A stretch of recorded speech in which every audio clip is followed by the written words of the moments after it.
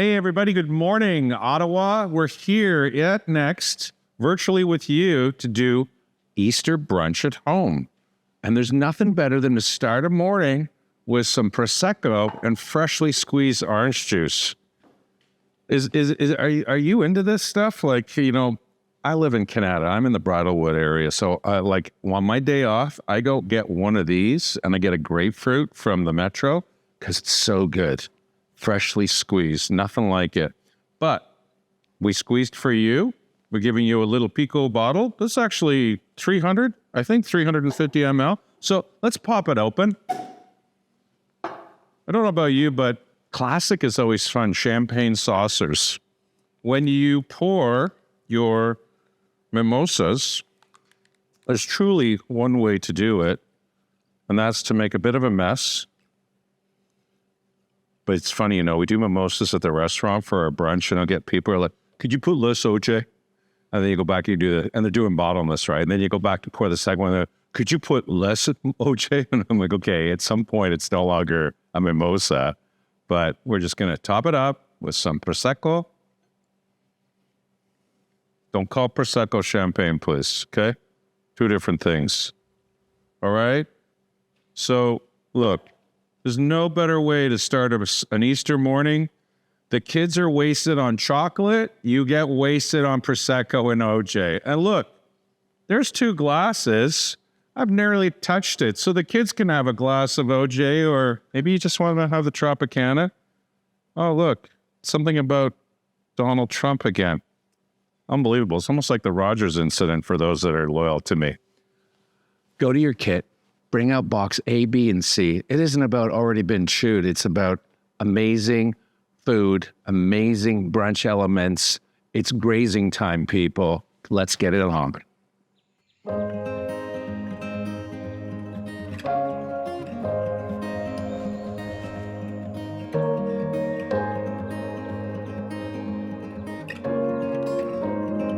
Wave 1, 3 incredible classic dishes at Next. We're going to do the kapow cauliflower, the cryo watermelon with hickory smoked feta, and the tempura fried cheese curds. And by the way, only in Canada.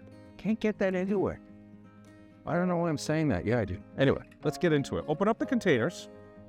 And some of you out there have written me about that, how challenging it is to open it up. Well, listen, I'd rather it be challenging to open up than it open up in the box on the way to your house. And then you're like, chef. Okay, so look. Container, the first one here, which is the cauliflower, you have nothing in this container because, in fact, you're looking at it right now and you've got oil in there filled. I've already put it into a little pot to get it nice and hot. And what do we need that for? We need it for the already fried tempura cauliflower. Throwing it in there. Just going to do a shallow fry. Now, if you have an air fryer, go ahead, have fun with that. I have no idea how to use that. If someone wants to write the pros and cons of air fryers against shallow frying, go for it. I won't be reading it. But back to being serious for a second. When you shallow fry, you've got to move it around. Look at how it's spitting. Look at that. You can do that in slow motion. That'd be great. So, if we look at what's in here, we got a couple pieces of cilantro. We have a little edamame avocado pulse. We have some cashews. So if you have a nut allergy, don't go for it. We have the kapow cauliflower sauce. We have some pickled goji berries. Everything else is out of the container. The cauliflower needs no more than 2 minutes tops to come up to temperature. Okay? You're doing this over a medium frame the flame. Remember, a lot of you are loyal to this process of these global tables experiences, but a lot of you realize that if Blackie can cook on this, you're doing beautiful work at home on your induction, your whatever oven you're using. Even if it's an electric stove, it's totally fine. While that's going on, take the sauce. This is nothing more than maple syrup and sriracha. Going to pop it into a little container. You don't have to have the same container, but have something that you can dip into. Okay? Let's move these little thingies off to the side. And then when we come back here to the cauliflower, all I want you to do is just take it back out, drop it in the pan, drop it into your container that it came in. And while that's going down, take your cheese curds. Now, while that's crispy frying, let's open up the salad, the watermelon. In this first wave, we have a little bit of, this is lemon olive oil with fresh lemon juice, olive oil, grainy mustard. Just give that a shake. Take your fruit, drop it in. This is just watermelon that's been done in a compression, in a backpack bag, full compression, with a simple syrup and some fresh ginger. You're going to throw down some of the crumbled feta, hickory smoked in-house, pickled cranberries, and then finish off with a bit of lemon, grainy mustard dressing. Okay? That's it done. Finished there. Now, while all that happened, your cheese got a little bit more sexier, and it is. Now, the cheese, I'm just going to pop here into the frying pan. So, grab a little spoon. First thing you want to do is take your edamame avocado puree, drop a spoon of it down on one end. Make a pull line. Perfect. Next, take the sauce, the Blackie sauce, or the kapow cauliflower sauce, dribble it all over the cauliflower, put your lid back on it, and shake that, baby. So, pop it out. Look at that. Yeah, that looks way better than any crudité that's been tossed up. So, one piece per person. Oh, I just love that sauce the Blackie makes. So just go ahead and bump a little bit down on top of it if it's really, you're really adamant. So delicious. A little bit of cilantro. These are pickled goji berries. You'll see them at the Booster Juice store. They'll do it in a powder format. And then the last dish, which is the cheese curds. Oh my God, these are already addictable. Don't screw it up. Don't burn yourself. Don't cut yourself. See you on the next round.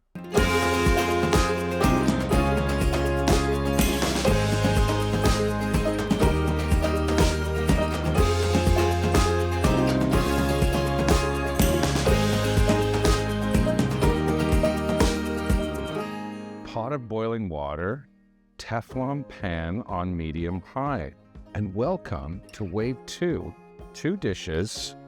Eggs Benedict with Montreal smoked meat, container D, and container E, blueberry pancakes, buttermilk pancakes. Let's pop open the containers and get this machine going. Very straightforward.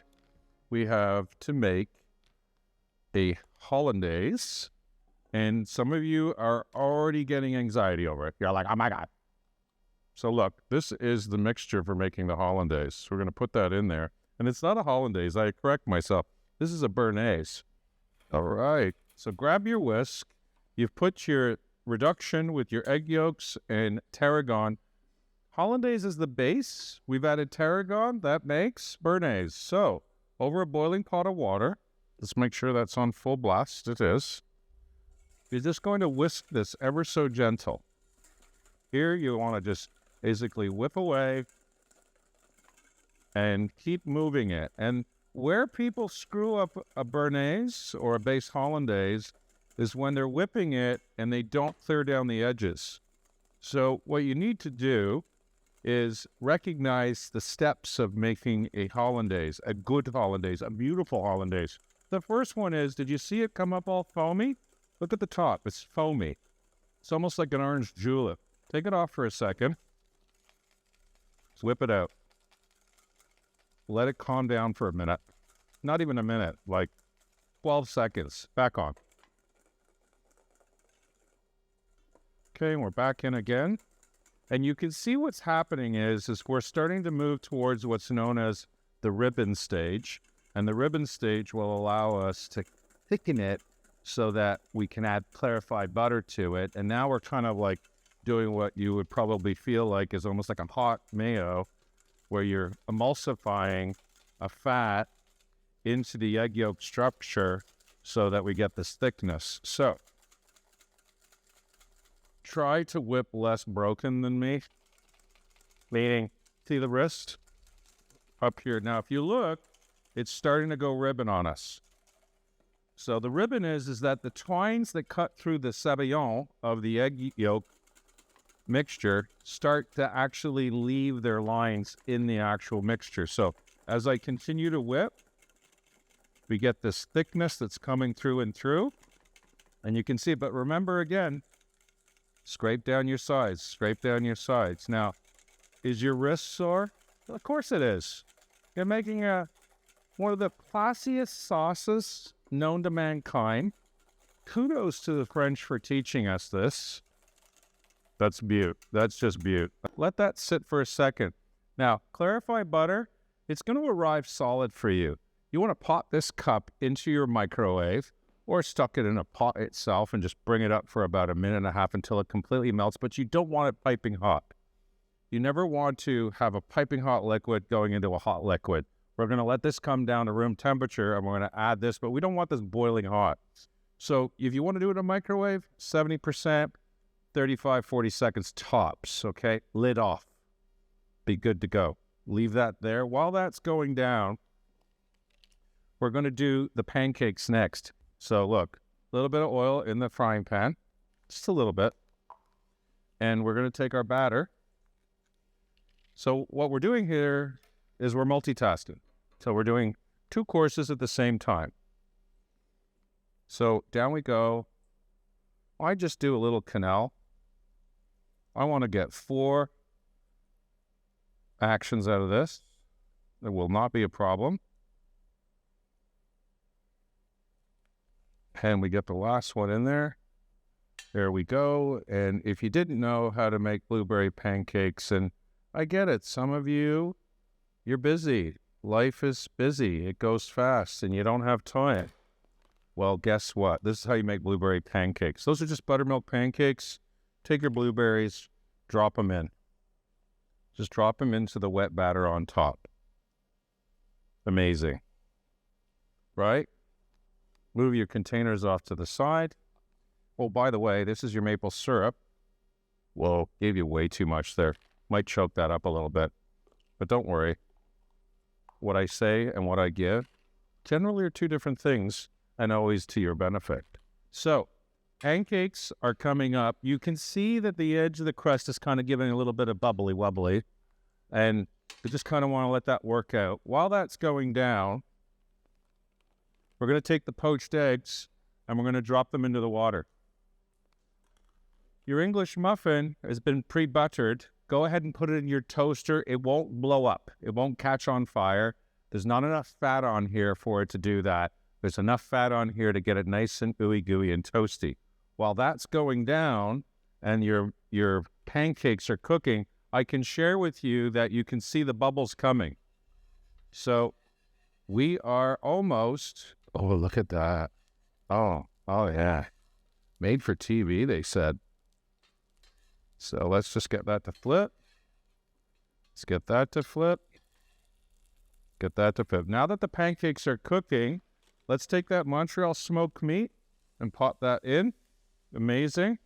I'm going to send the English muffin off to the kitchen to get toasted.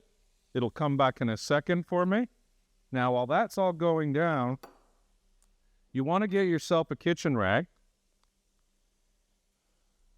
And in your kitchen rag, that egg that we popped in hasn't been in that water for more than 1.5 minutes. Take your finger, give it a little put. You see how it has that forgiveness to it? And don't be like, oh my God, I burned myself. You're not going to burn yourself like that.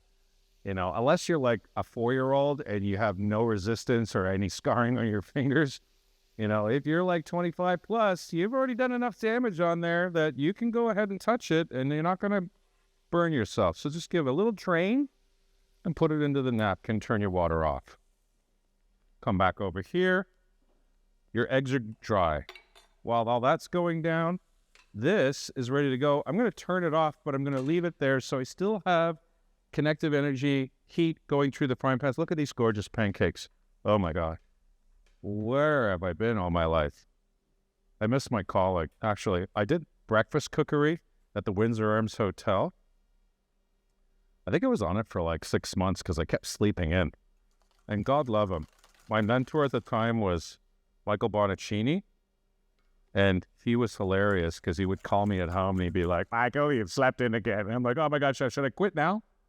Or should I come in and quit? Now just come in. Mach 2, it's destroying a station. When you get in, you can fix it up. And Mark 2, it was my sous chef. It's a great chef out of Toronto. And Michael Bonaccini, Oliver Bonaccini Group. And it was just so endearing how they were, that they believe more in me some days than I believe in myself. And I think that's the sign of a good mentor, is that they see through the bollocks, so to speak, and recognize your abilities. Now, here's something classic that I kind of learned on my own as a technique when I'm making a hollandaise. If you look at this right now, it's kind of to the point where it's super shiny and super thick. That's a bit too much. Guess what it needs? It needs a little blessing. Santa Maria, just a little blessing. And why? Watch. It's thinned out a bit.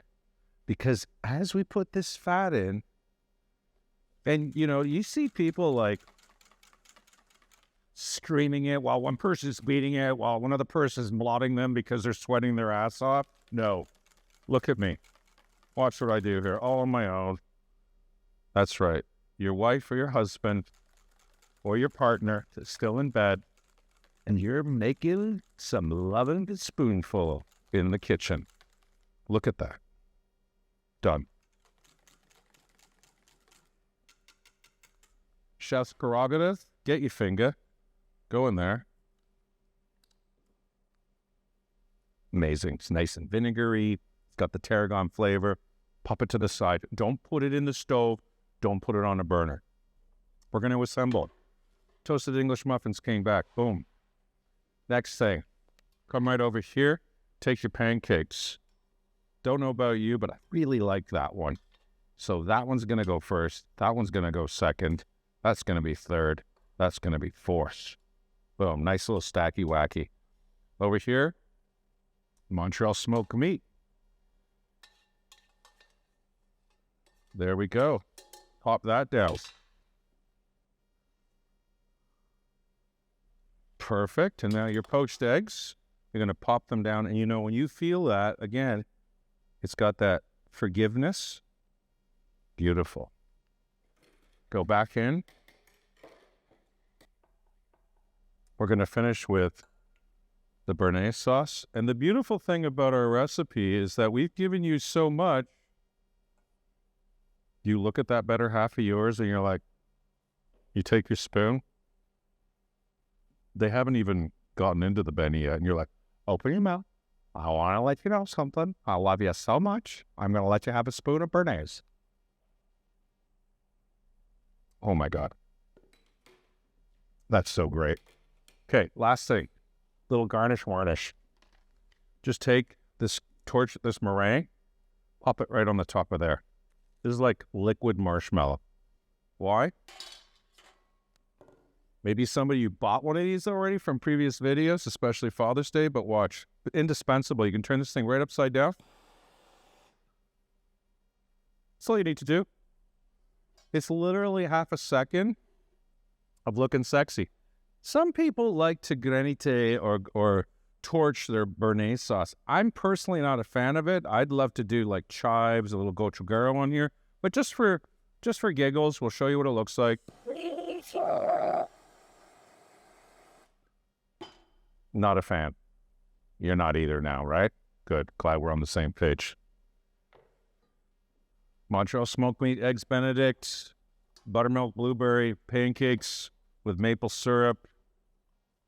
Go get it, kids.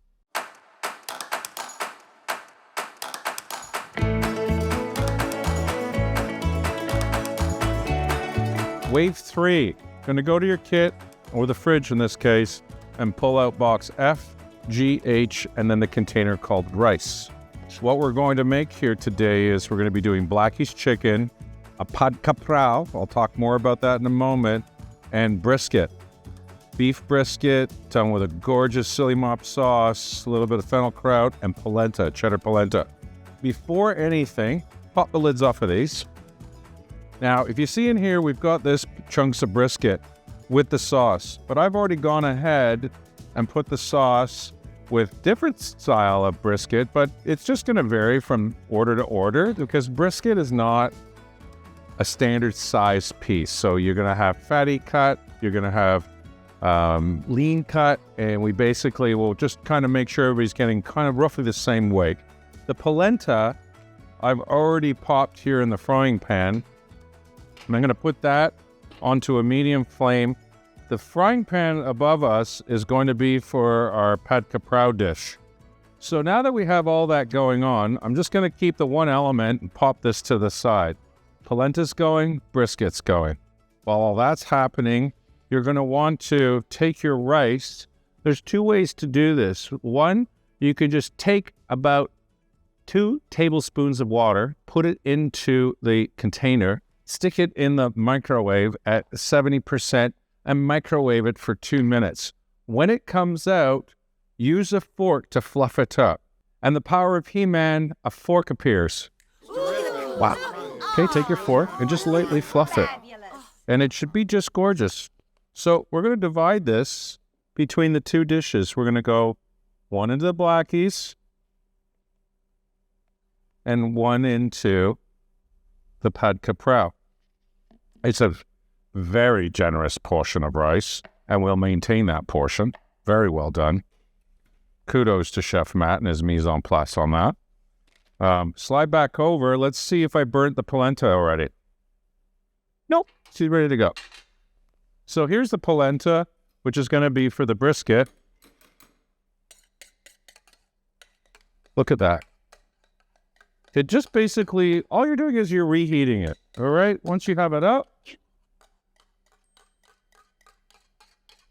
Oh, there's another message. Who wants to put money on it? Trump's done something silly again. Who wants it? Oh, no, it's my brother. Oh, I haven't heard from my brother this week. Oh, God love him. Well, in these crazy times, you got to keep in touch with the family, know how many far away they are, right? Keep in touch with everyone. Look, here we go. We have the sauce with the brisket. That's right here. And all you're going to do is take your spoon, and if the brisket's looking a little dry on the top, just flip it over for a second, okay?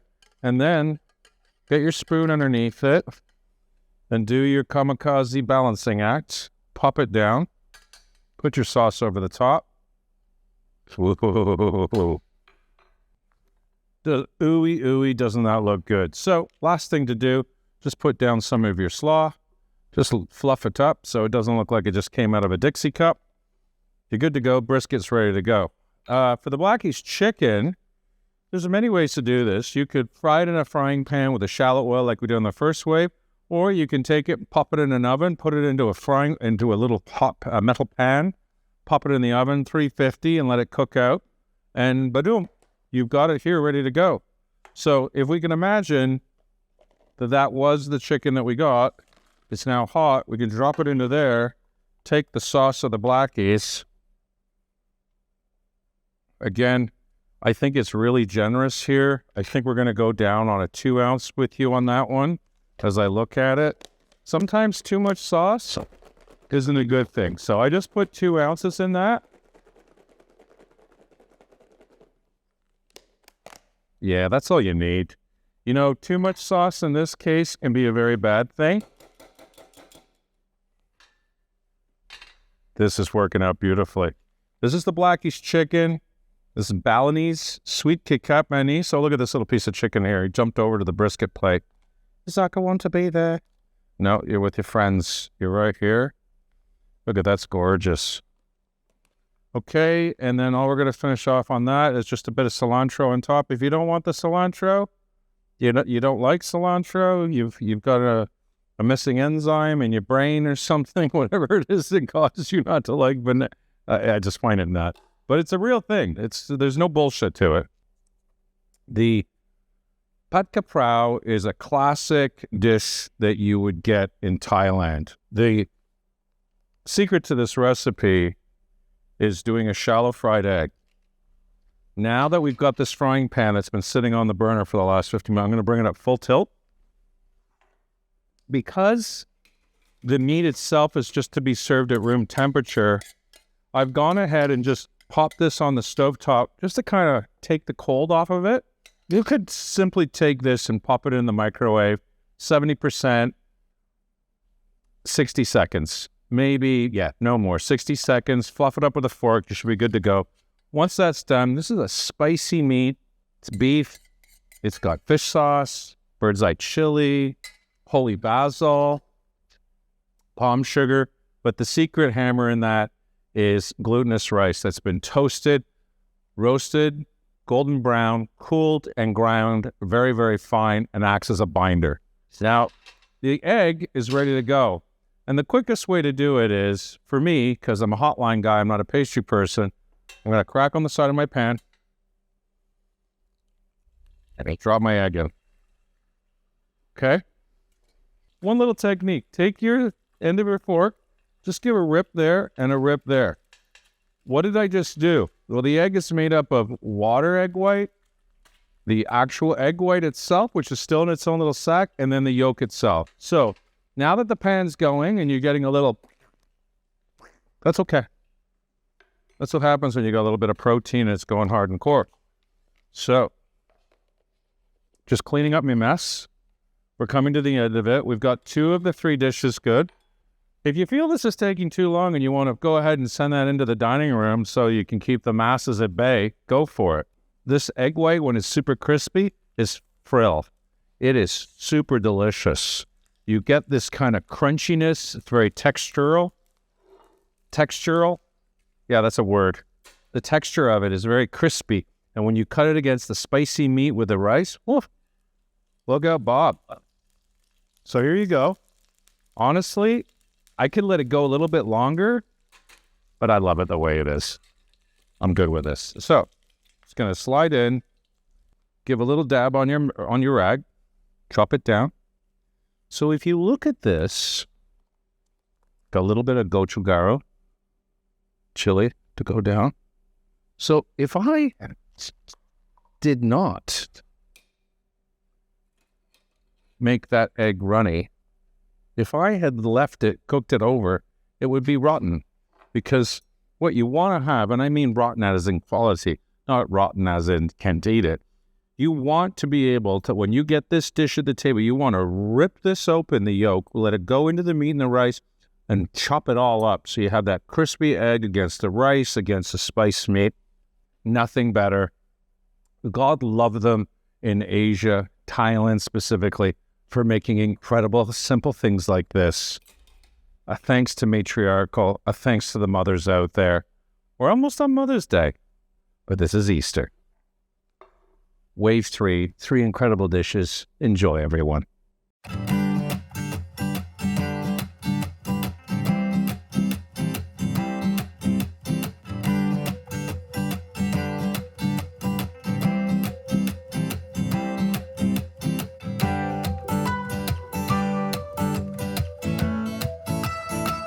The last wave, wave 4, all about sweet. We have 3 containers you need to get from the fridge. I, J, and K. Let's look at what we got here. It's a strictly assembly, nothing complicated. I is going to be the chocolate mousse, which I'm going to put in a glass. If you want to take a water glass or you have a champagne saucer, this will work great. Inside, we have the meringue. We've got some pita pretzels, and we have a chocolate mousse inside of there. Over here, in this one, J, we have lemon curd. That's going to go right in that container there. So we're just going to flip these upside down. They're ready to go. Pop 2 down. Beautiful. We're going to keep it super simple. A little ginger snap crumble on top.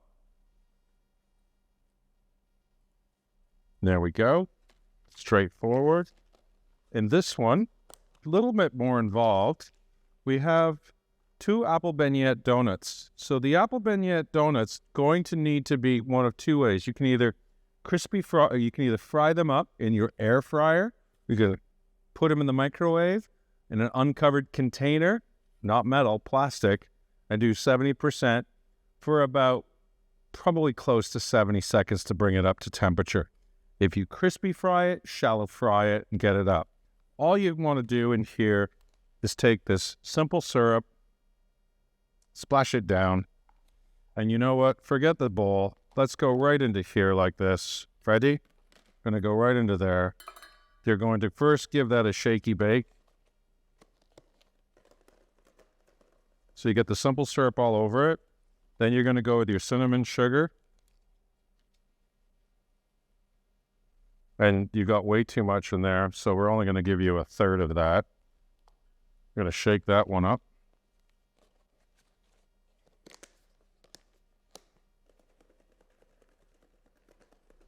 Nice and hot, gooey donut, ready to go.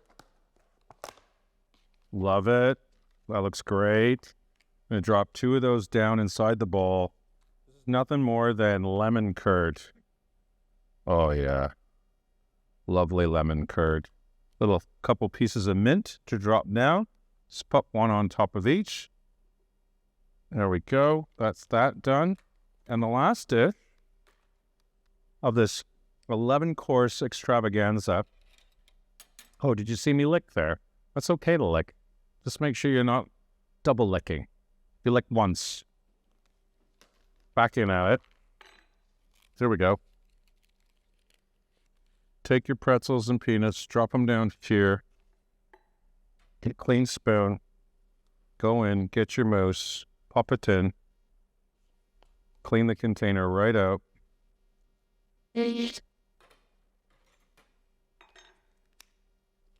Take your pretzels and peanuts, pop them over the top.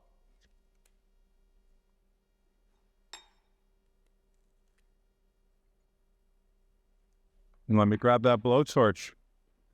If you don't have a blowtorch, it's not the end of the world, but it does look cool. Yes. It smells good too. It smells so good, right, cameraman? Oh, yeah. All right. So look at it. We're done. Take off the apron. Go grab your mimosa. Sit down and revel in the applause and the love from your family. I hope you enjoyed this experience.